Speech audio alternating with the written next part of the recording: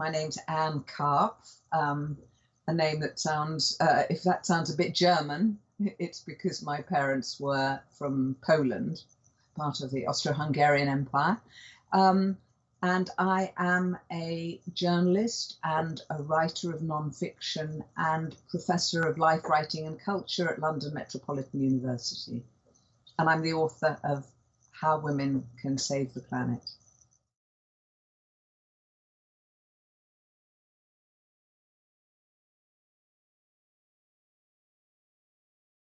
The title might mislead some people. The title might make people think, oh yes, women do all the shopping, the laundry, the cooking, the childcare, and by the way, in your spare time, save the planet.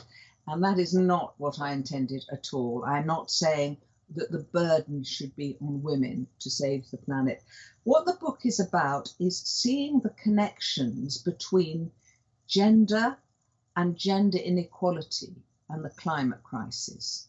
Now, to some people, this would seem like a kind of quite strange juxtaposition, because what has gender got to do with the climate crisis? You know, oh, are all those feminists banging on about gender again at a time of such a devastating moment in the history of the planet? You know, we don't have time for these partisan sectarian debates. That's what some people might think.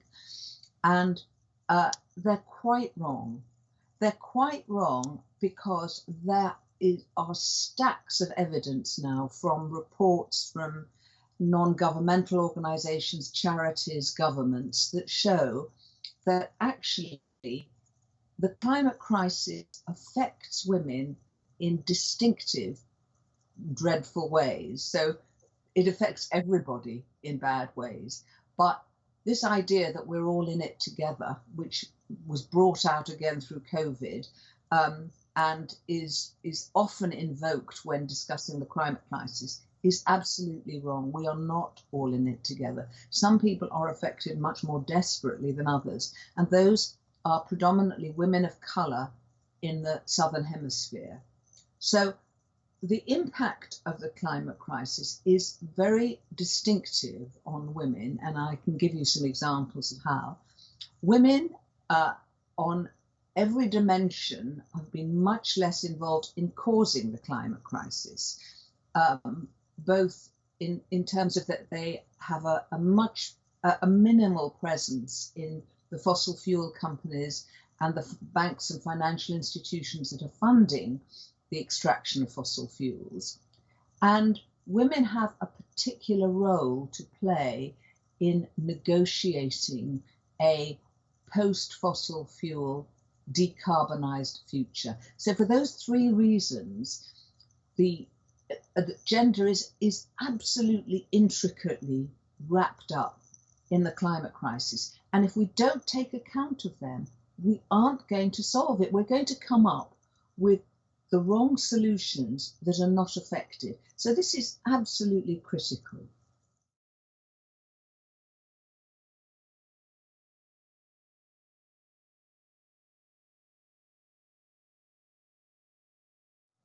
Yes, I have lots of ideas. I mean, if I just can go back for a moment to the impact of the climate crisis on women, and to make the point that we're talking very much about gender here and not about biology or chromosomes. We're not saying, you know, all men and all women, because clearly there's a difference between the experience of, say, a white, wealthy woman in the global north and a woman of colour in the global south.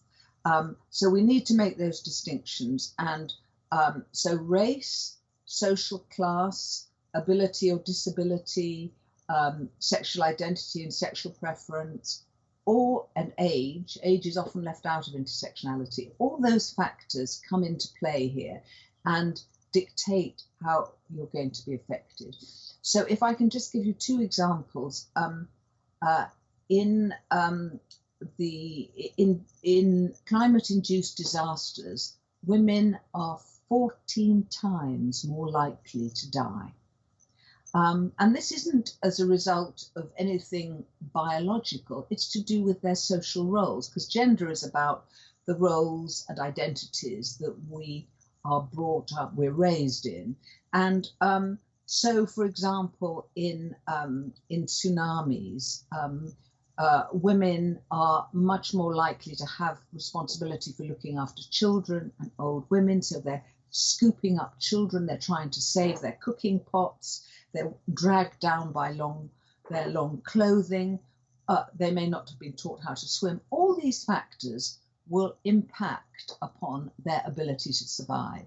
And just one other example, climate, a phenomenon known as climate violence, so that after, and this happens in the global south as well, after bushfires, floods caused or exacerbated by the climate, men are more likely to hit out at women in their frustration at not being able to fulfill the kind of traditional masculine role of protecting their families and their property. So this is, in effect, a crisis of masculinity.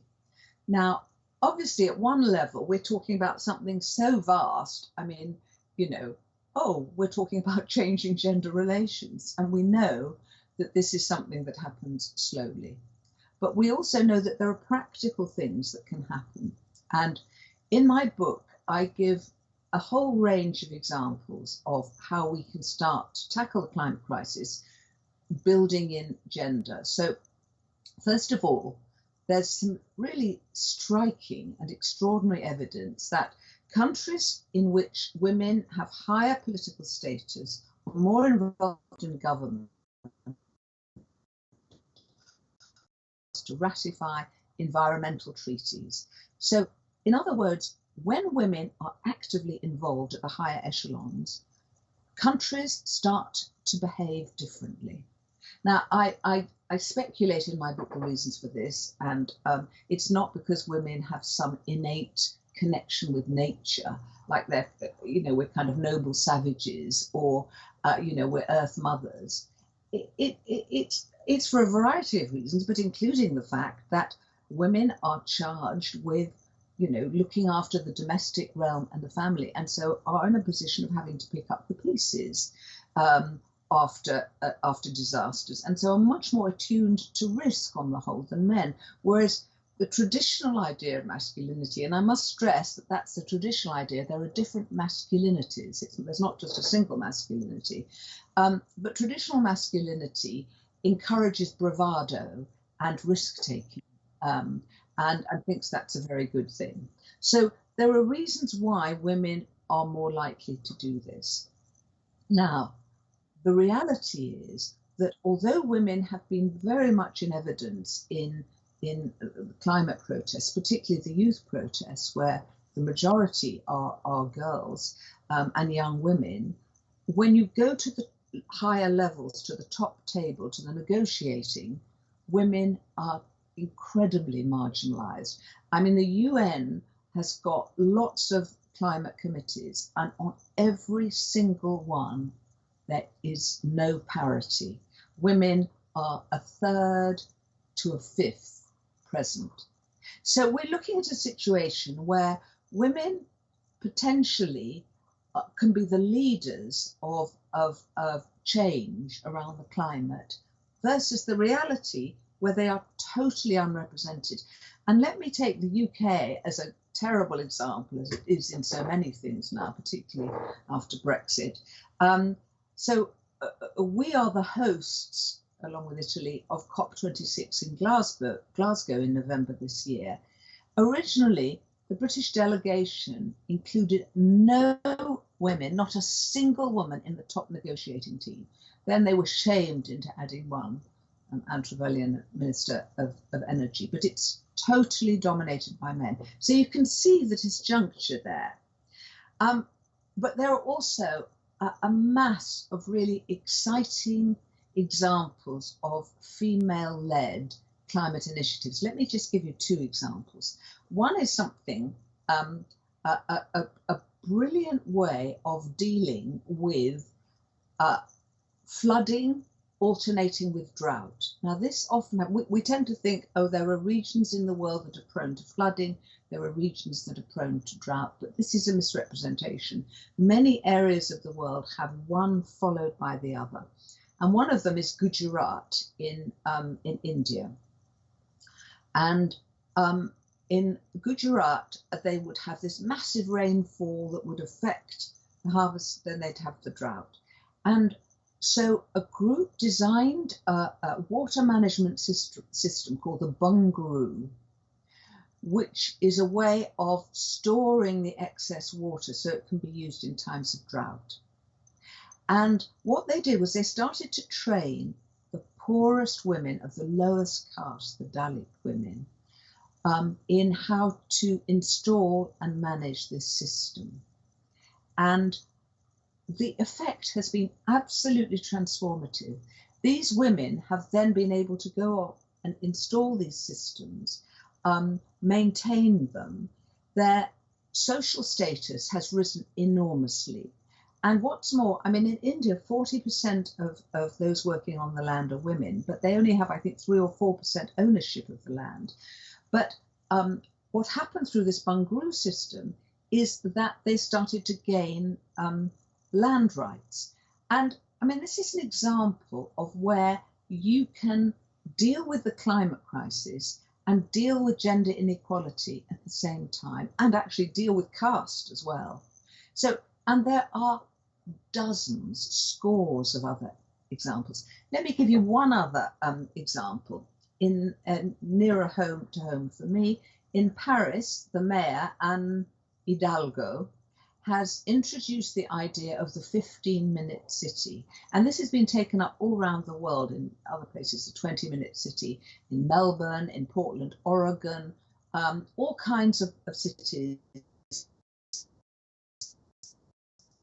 are troubled because they're responsible for a lot of carbon emissions, but it's where the majority of the world will live, and increasingly. And the 15-minute city, the idea behind it is that all the essential things you need for daily life, what are they? Educational establishments, places to buy food, obviously your housing, social places, places to meet and for leisure, health centres, all should be within 15 minutes walk from your home. Now this would, I mean, first of all, this would totally reduce our dependence on motorised transport. And if you think of how, I mean, cars are a feminist issue. Why? Because the majority of cars are owned and used by men. Cars take up so much of our cities are arranged around cars, and women are much more likely to use public transport. So if we can shift the population away from car use, this is really important. And the reason I'm so interested in the 15-minute city is because in what the Industrial Revolution did was it separated work from home. And this had profound consequences for women because women's area was the home and men's sphere was work. And obviously that's changed enormously since then. But that separation makes it very difficult to share childcare, for example, or for people in charge of childcare to work. I mean, the consequences of that separation are profound, both for gender relations and for the environment.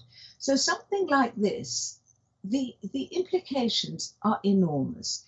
And I mean, you know, my book gives lots of other examples of the changes we could have, but this is something that is doable. And it's funny because, I mean, I call myself a pes optimist, and I tend towards the gloomy end of the spectrum, but I feel so excited and energized by some of these female-led initiatives.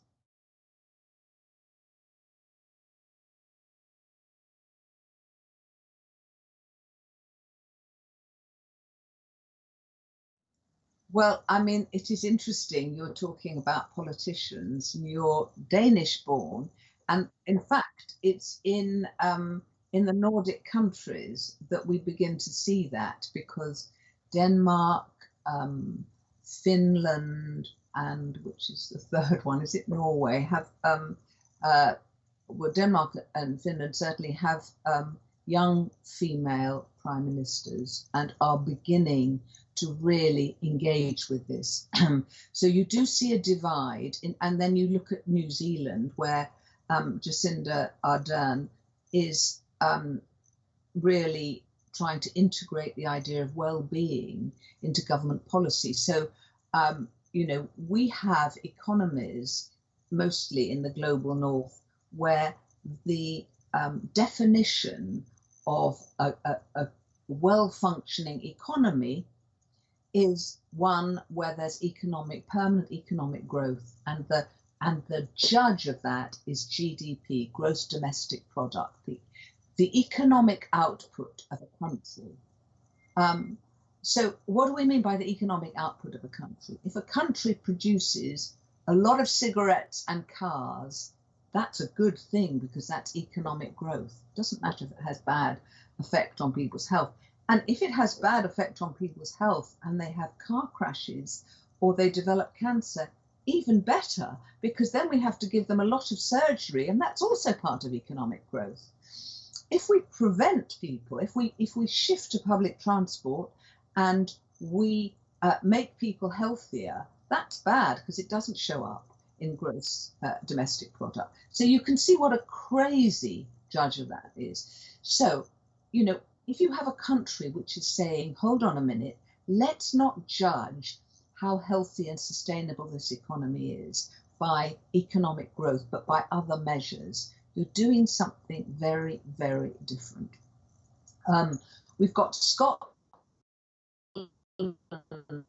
now linked up with the Green Party to keep themselves in power. That's an interesting initiative. But generally, if you look at the negotiating table, it is dominated by men, and there are very few examples of women. And this is in spite of the fact that Cristiano Figueres and other women were prominent in negotiating the Paris Agreement, and also that the UN has belatedly started in its framework on Convention on Climate Change to include gender. But these things are lagging behind. And one of the interviews I did for my book was with Bridget Burns of We Do in the US, the Women's Environment and Development Organization.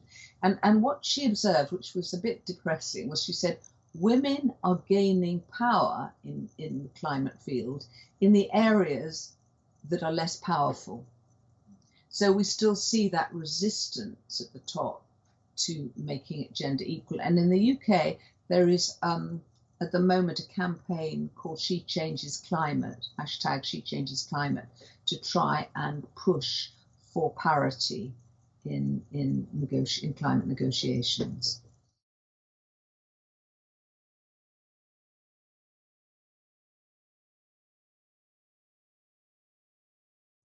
That's a very good question. I wrote my book for the broadest possible readership. So I wrote it partly for young women, and I have two daughters. And so I wrote it very much with them in mind, two very engaged daughters, one in particular very engaged on the climate. But I wrote it for particularly for young women engaged and interested in the climate crisis, but beyond that for women. But I also wrote it for men, and I really hope that men read it. And I wrote it, I tried to write it without using any jargon, without assuming any prior knowledge, to write it in a readable fashion. So to use my academic skills, if you like, to gather together a lot of research, but to present that in an accessible way, so that people who knew nothing about the subject could come to it. And what do I hope will come out of it? Well, I mean, writers have hopes, but we also have reality, and it pays not to have too much hubris as a writer. I mean, single books don't change things, very rarely. And so I wouldn't be so arrogant as to assume that. I hope it'll be part of the push to develop people's understanding of the causes of the climate crisis and how to resolve it, to arrest it and to turn it around. And in particular, I'm very keen that one of the things that really enrages me is the way that everything has been reconfigured to put the responsibility on individuals, particularly individual women.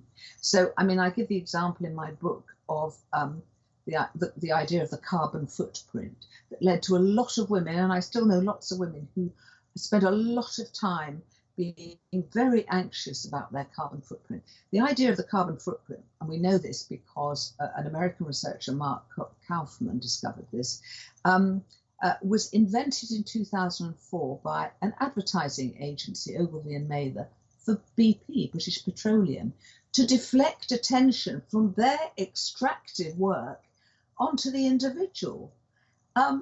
And, you know, I've lost count of the number of hours I've spent searching online for a non-polyester dress. And that time could have been much better spent putting pressure on my bank, for example, or my pension provider to disinvest from fossil fuels. So I'm really not saying this is all about you as an individual who've got to kind of somehow green yourself magically. This is about us collectively working to put such pressure on governments, international bodies like the UN, and to shame the fossil fuel companies who are very ruthless, very devious, and have learned how to greenwash. We need to shame them into putting an end to this as soon as humanly possible. And, you know, the IPCC 2 years ago gave 2030 as the cutoff point. Well, we are 9 years off that point now, so it couldn't be more urgent.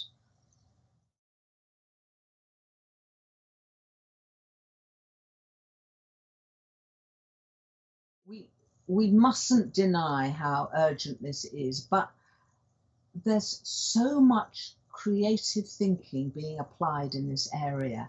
There's so many exciting female-led initiatives that I think we really have to balance our anxiety and our fear with the optimism that is generated by all these initiatives. I mean, put together, this is doable.